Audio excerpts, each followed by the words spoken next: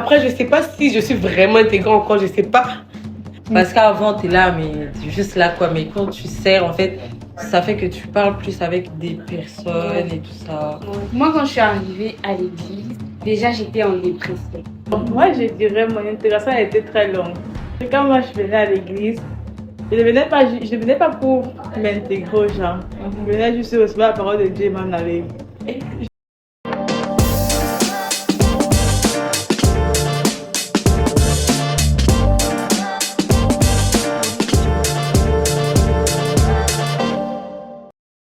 Hello tout le monde, on espère que vous allez bien et que vous avez passé une bonne journée.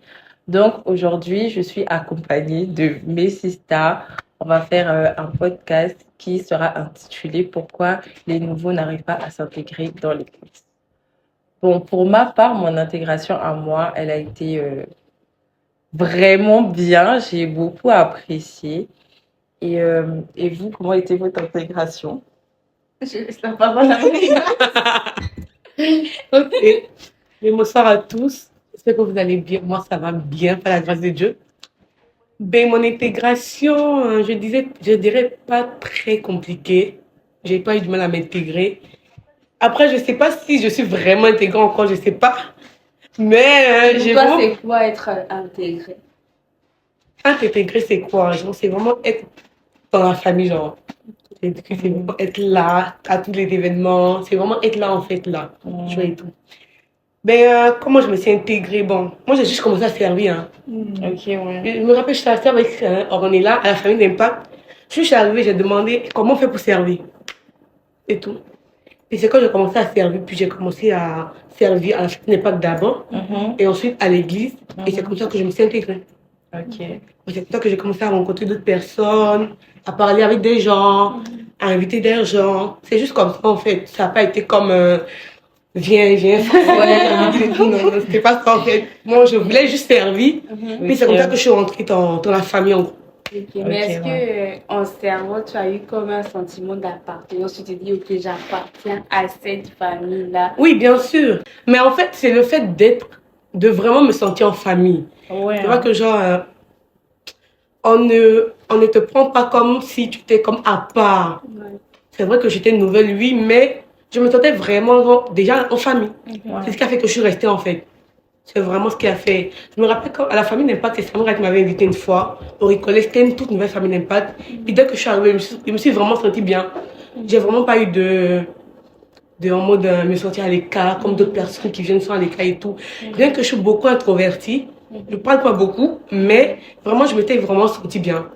Mais en tout cas, moi aussi, je suis d'accord avec toi. Je trouve que c'est plus quand tu commences à servir que tu te sens vraiment intégré.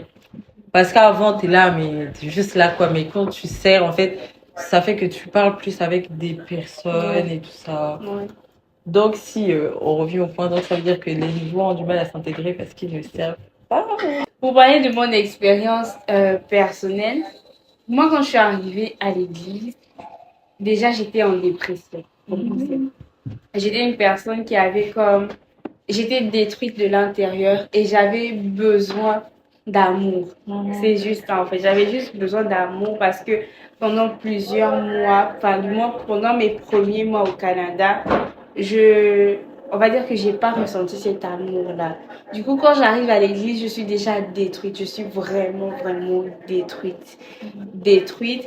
Et je dirais, ce qui a fait en sorte que je puisse d'abord prendre la décision de rester, c'est l'amour qu'on m'a donné, en fait. Ouais, avec le chant oui. et tout d'abord au début. Même pas le chant. Quand je suis rentrée, net quand j'ai ouvert la porte pour rentrer dans la salle, la personne qui était à l'accueil, c'est Ruth. C'est encore un pas junior.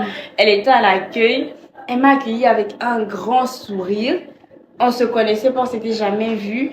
Et juste le fait qu'elle me fasse un si grand sourire, moi je me suis dit, oh, ok, d'accord. Et puis après, il y a eu comme le chant des nouveaux. Et à la fin du culte, les gens sont venus me demander comment tu t'appelles. Les gens se sont présentés à moi. On m'a fait des câlins, chose que j'avais pas ressentie depuis plusieurs mois. J'étais comme, what? J'ai dit, mais je suis... Enfin, je suis où en fait? Je suis nouvelle, on me traite comme si. Il me traite en fait comme s'il m'avait toujours connue. Et ça m'a fait chaud au cœur. J'ai juste ressenti de l'amour. Et j'ai vraiment ressenti l'amour de Dieu à travers ces personnes-là. Et dès le premier jour, je me suis dit, je reste dans cette église. Je reste dans cette maison spirituelle. Et après, mon intégration a été facile justement parce que j'ai reçu de l'amour et je voulais en fait donner. Et c'est moi-même qui ai cherché où est-ce qu'il y avait un besoin. Et comme c'était... je vais pas m'éterniser. Je ne veux pas trop parler, mais sinon pour moi, c'est vraiment le fait d'avoir ressenti de l'amour alors que j'étais brisée, alors que j'étais en dépression. Le fait d'avoir trouvé des personnes qui de base ne te connaissent pas, mais qui sont capables en fait d'être bienveillants envers toi.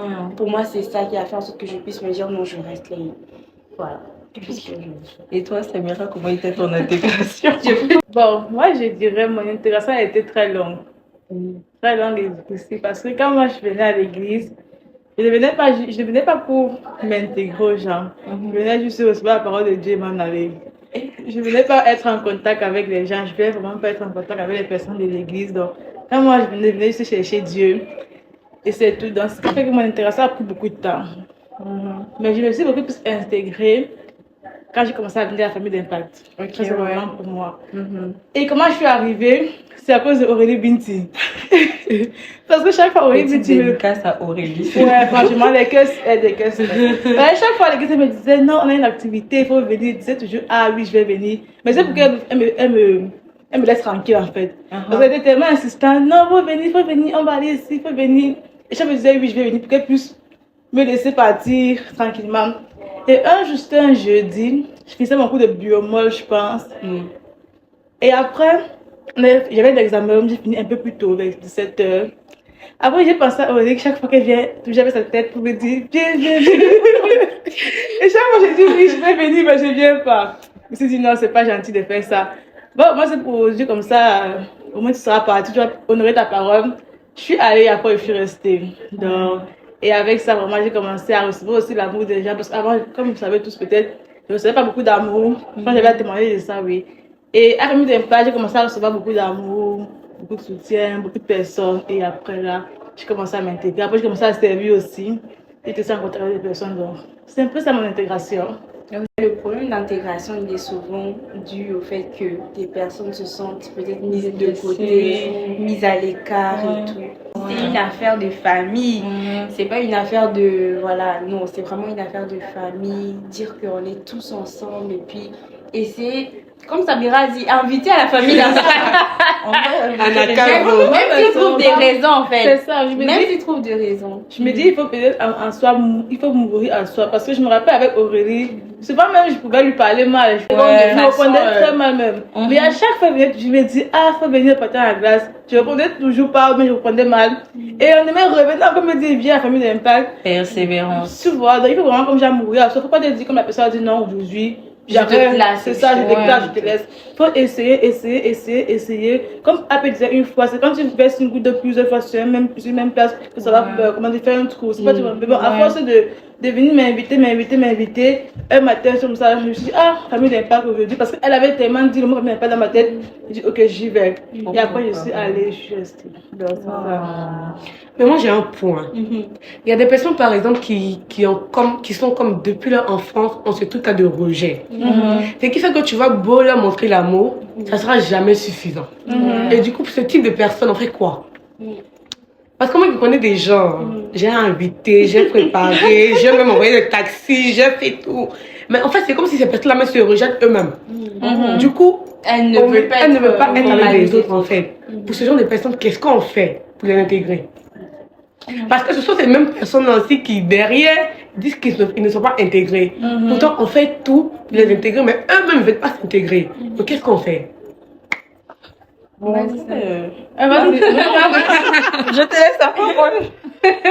Bon, moi je dirais personnellement qu'il va prier pour la personne. C'est déjà j'ai remarqué que la personne, il a vraiment un espoir, pas un esprit de rejet, il est vraiment comme j'ai rejeté. Prier pour la personne. Et moi ce que je dirais aussi, c'est que au lieu de faire en sorte que lui, il vient s'intégrer à nous, on peut aller vers lui. C'est pas sur un peu. C'est pas si chaque fois on dit, ah, viens dans notre groupe. Et si peut-être c'est le groupe qui va vers lui, là c'est différent parce que si nous, on va vers lui, forcément, il va recevoir l'amour. Mais si lui, on l'invite, il ne viendra pas, il ne recevra pas l'amour. C'est pas, tu vois un peu. Ok, Mais si nous, c'est pas comment te dire, va vers lui. Peut-être on se dit, ok, on fait l'activité, peut-être à 4. Peut-être imaginons que c'est Pierrica qui est, comment dire, rejeté. Peut-être en dehors même de l'église, on peut dire, ok, Pierrica vient avec nous, c'est un groupe de 4. Là, c'est pas comme si on l'intégrait, mais c'est comme si c'est nous qui allons vers elle. C'est pas, tu vas pas dire, ah, on va peut-être manger, on discute. On le fait 2, 3, 4 fois. Pas forcément toujours l'inviter seulement dans les trucs de l'église, mais même en dehors de l'église, essayer comme j'ai d'aller vers la personne. Et plus tu vas aller vers la personne, plus la personne va recevoir l'amour. C'est que si tu reçois vraiment l'amour, peu importe les forteresses, peu importe les esprits de rejet, c'est que si un moment de ton cœur va commencer à s'adoucir.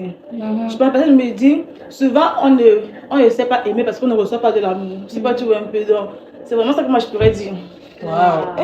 Quelle belle réponse. Vraiment. Wow. En tout cas, moi, si je peux compléter à ce que Samira a dit, c'est vraiment s'intéresser à la personne d'abord. Parce que moi, quand je servais à l'intégration au début, on me confiait beaucoup de personnes.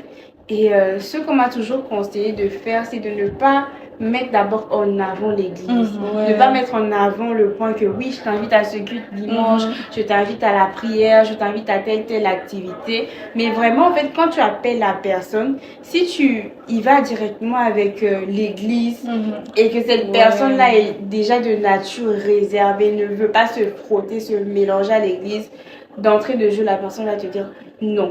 La personne va trouver même une excuse. Je suis occupée, je fais telle autre affaire. Mais si au contraire, tu t'intéresses à la personne, comment tu vas, comment tu as passé ta journée, oui, ta semaine, comment elle a été, j'appelle juste pour prendre de tes nouvelles. Là, tu n'introduis même pas le coup de l'église cette fois-ci. Juste pour prendre de tes nouvelles, ça fait que, ok, la personne, elle commence à se sentir, on va dire, voilà, en confiance. Elle commence à se sentir en confiance. Et puis là, tu commences à marquer des points dans le sens où la personne commence à se dire, ok, cette personne-là ne m'appelle pas que pour l'église, elle s'intéresse à moi.